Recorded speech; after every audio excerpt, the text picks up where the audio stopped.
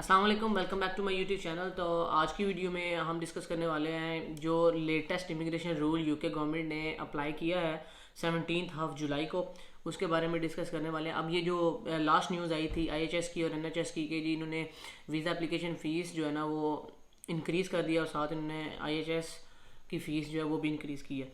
तो ये तो एक प्रीवियस न्यूज़ थी। इसको हट के जो अभी लेटेस्ट न्यूज़ आई है जो कि वाकई शेयर करने के काबिल है वो ये है कि अब जो स्टूडेंट्स आ गए हुए हैं, पहले से जनवरी इनटेक में आए हैं या मई इनटेक में आए हैं या पिछले सितंबर इनटेक में आए हैं, वो अपना visa from student to tier two convert नहीं करवा सकते। They are not eligible to switch to tier two visas unless and until they complete their degree.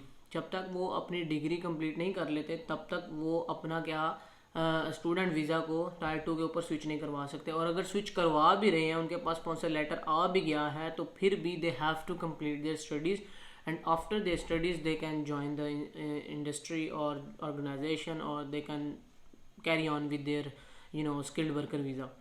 अब ये है कि ये एक वाकई बड़ी बैड न्यूज़ है। इसका गवर्नमेंट की वेबसाइट के ऊपर भी अपडेट हो गया हुआ है। ये लास्ट नाइट 17 जुलाई को ये अपडेट आई है और अभी 18 जुलाई है। मैंने सुबह उठ के गवर्नमेंट की वेबसाइट चेक की है, उसके ऊपर एवरी सिंगल थिंग अपडेटेड है, उसके ऊपर ये सारी इन्फॉर्मेशन दी गई है। और आपके रिसोर्स के लिए मैं एक स्क्रीनशॉट भी लगा दूंगा और साथ में डिस्क्रिप्शन में लिंक भी दे दूंगा। गवर्नमेंट की वेबसाइट पे आप जाके तो प्रॉपरली थॉरोली पढ़ सकते हैं। और यार ये एक वाकई बड़ी बैड न्यूज़ है, क्योंकि देखें स्टूडेंट क्या करते थे, पहले आते थे, आने के बाद वो सोचते थे कि यार 16-17,000 या 14-15,000 हमारी फ़ीस है। वो इनिशियल डिपॉजिट दे के आते थे, 9-10,000 रिमेनिंग फ़ीस अपने पास रख के वो आते थे कि चलो जाते ही हम। कुछ स्टूडेंट का तो सीन ही होता था कि वो इधर आ गए अपनी फ़ीस अन करके पूरा करते हैं। कुछ का ये होता है कि उनके पास रिसोर्सेज हैं, वो आते हैं, आगे वो जितने रिमेनिंग अमाउंट है उसको क्या करते हैं, वो टायर 2 में स्विच करवाने के लिए वो देते हैं और टायर 2 लेके तो दे मूव टूवर्ड ILR। तो ILR में जाए और PR की तरफ चले जाते हैं। अब स्टूडेंट का जो रूट होता है वो 2 साल, 1 साल स्टडी, 2 साल PSW, ये जो है वो ILR के अंदर जो है ना या नेशनैलिटी के अंदर कंसिडर नहीं होते। स्टूडेंट को क्या करना पड़ता था, आओ स्टडीज़ कंप्लीट करो, PSW में जाओ, कंपनी ढूंढो, स्पॉन्सर लेटर लो, 5 साल गुजारो, उसके बाद then you can move to ILR और PR की तरफ जा सकते हो। या इसके अलावा जो सेकंड ऑप्शन था वो यही था कि आओ इधर से कोई शादी करो, शादी करके बाद सेटल हो जाओ। तो उसके बाद भी 5 साल लग जाते थे आपको, 5-7 साल लग जाते थे आपको to get yourself a passport. British passport के लिए इतना टाइम लग जाता था। तो most of the student recently क्या कर रहे थे, उनको पता था कि स्किल्ड वर्कर वीज़ाज मिल रहे हैं, आते थे, आने के बाद then they switch to skilled worker visa, ताकि वो रिलैक्स हो जाए, टेंशन फ्री हो जाए। यूनिवर्सिटी को फ़ीस भी नहीं दी और जो फ़ीस के पैसे थे वो सारे हमने दे दिए स्पॉन्सर को, स्पॉन्सर ने स्पॉन्सर किया and then we are okay, हम 5 साल अब इधर वही काम करेंगे, काम करने के बाद then will move to ILR और सेटलमेंट हो जाएगी, सब कुछ हो जाएगा।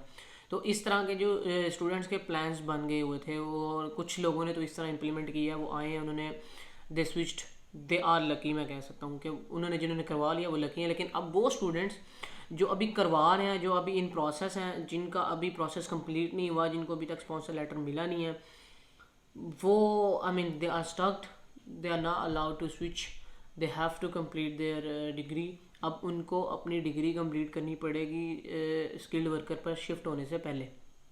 अब यूके गवर्नमेंट ने ये जितने भी स्पॉन्सर्स हैं उन सबको ये भी अपडेट दे दी हुई है कि अगर आपके पास कोई स्किल्ड वर्कर है जो स्टूडेंट है, तो आप उसको स्पॉन्सर कर रहे हैं, यू कैन स्पॉन्सर, बट जो स्टूडेंट है उसको अपना कोर्स या डिग्री कंप्लीट करनी पड़ेगी। डिग्री कंप्लीट करने के बाद वो कैन ही और she can join your organisation straight away. मतलब कि अपनी डिग्री ख़त्म करने के बाद उसको PSW में जाने की ज़रूरत नहीं है, वो आप क्या मतलब स्पॉन्सर वीज़ाज़ के ऊपर स्विच हो सकता है। और लेकिन वो लोग जिनका भी इन प्रोसेस था, तो वो जिन्होंने पैसे भी दिए हुए हैं, सारा कुछ किया हुआ है, दे आर स्टक्ड। उनको क्या करना पड़ेगा, अब अपनी ये जो है ना डिग्री आपको कंप्लीट करनी पड़ेगी। डिग्री कंप्लीट करने के बाद PSW में अगर तो स्पॉन्सर मिल रहा है तो then straight away sponsor.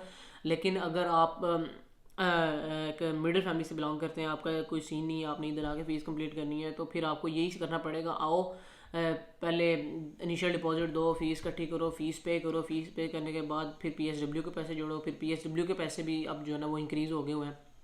IHS fees जो थी पहले आई थिंक 600 एंड समथिंग थी, 646 या 648 थी, और अब रिसेंटली इन्होंने 1000 प्लस कर दी हुई है। तो 1000 प्लस जब ये भी हो गई है तो इसका मतलब है कि PSW के जो पैसे थे जो पहले 2000 लगता था, अब आई थिंक 2.5 या 2003-400 लगेगा, इतना लगेगा। Then you can switch to PSW पे जाएंगे, PSW पे जाके फिर नए सिरे से फिर पैसे जोड़ने के बाद फिर स्पॉन्सर लें एंड फिर 5 साल के अंदर एंटर होंगे। देन आफ्टर 6-7 ईयर्स आपके पास ब्रिटिश पासपोर्ट आएगा। मतलब ये एक क्वाइट लॉन्ग जर्नी हो गई है, तकरीबन 8-9 साल तो आपके कहीं पे भी नहीं गए अगर आप इसको फॉलो करते हैं।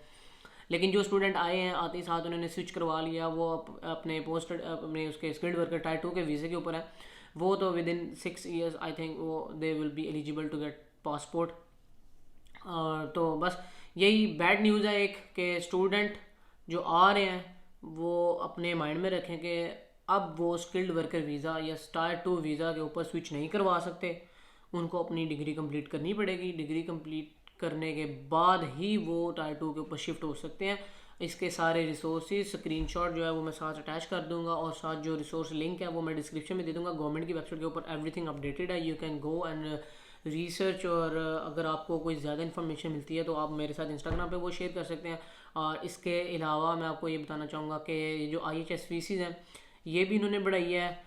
स्टूडेंट के ऊपर ये बर्डन डाल रहे हैं। बर्डन किस लिए डाल रहे हैं, उन्होंने कहा है जी जो बेस वर्कर्स हैं हमारे उनको फैसिलिटेट करने के लिए हम एक्स्ट्रा फंड्स जो है ना वो जनरेट कर रहे हैं। और एक्स्ट्रा फंड जो वो कैसे जनरेट कर रहे हैं, वो वीज़ा एप्लीकेशन फ़ीस इंक्रीज़ की है। वो पहले आई थिंक 100 पता नहीं कितनी थी फॉर विजिटर वीज़ा जो मैंने रिसेंटली अप्लाई करवाया था उसके ऊपर तो 100 पाउंड थी, लेकिन अब मुझे स्टूडेंट वीज़ा की याद नहीं है, वो कंसल्टेंट नहीं की थी, अब मुझे उसका कोई आइडिया नहीं है, वो मैं रिसर्च करूँगा देन आई शेयर। और वीज़ा एप्लीकेशन फ़ीस इन्होंने बढ़ाई है, साथ IHS बढ़ाई है। अब इससे उन्होंने कहा कि जो फंड्स जनरेट होंगे वो बेस वर्कर्स को फैसिलिटेट करेंगे। फैसिलिटेट इन अ सेंस किस तरह करेंगे, अब क्योंकि देखिए रिसेंटली अप्रैल के अंदर इन्होंने वेज रेट तो बढ़ाए थे, 1042 हो गया था फ्रॉम 968 आई थिंक। तो फ्रॉम 968 या 981 से 1042 हुए हैं। और अब पता नहीं अप्रैल में इंक्रीज़ करेंगे। फैसिलिटेट करने से क्या मुराद है इसका तो कोई पता नहीं है कि how they gonna facilitate to the base workers. But ये है कि अगर वेज रेट बढ़ेगी तो वो अप्रैल में ही बढ़ेगी, या हो सकता है कि थोड़ा सा इनको थोड़ा सा हो जाए रहम आ जाए और ये जो मिनिमम वेज है मिनिमम वेज को ही थोड़ा सा इंक्रीज़ कर दें कि जो लो जी इधर से जो फंड हमारे पास इंक्रीज़ हो रहा है या जो गेन हो रहा है इधर से फंड वो हम थोड़ा बेस वर्कर्स को फैसिलिटेट करें, जो मिनिमम वेज पे काम करते हैं उनकी थोड़ी सी वेज बढ़ा दें। तो हो सकता है इस तरह की कोई पॉलिसी आ जाए। तो hope for the good news, अल्लाह करे कोई अच्छी न्यूज़ हमारे लिए आए, स्टूडेंट्स के लिए आए, ताकि स्टूडेंट थोड़ा सा रिलैक्स हो। और हर बंदा यार इधर अपने ड्रीम्स को चेज़ करने के लिए आता है, कोई शौक या नहीं मूव करता। ठीक है, तो चलें, hope for the good news, कोई गुड न्यूज़ आए देन आई विल शेयर इंशाल्लाह विद यू गाइस। बाकी तब तक के लिए स्टे ट्यून्ड एंड दुआ करें यार कोई अच्छी न्यूज़ आ जाए यार हमारे लिए। अल्लाह हाफिज़।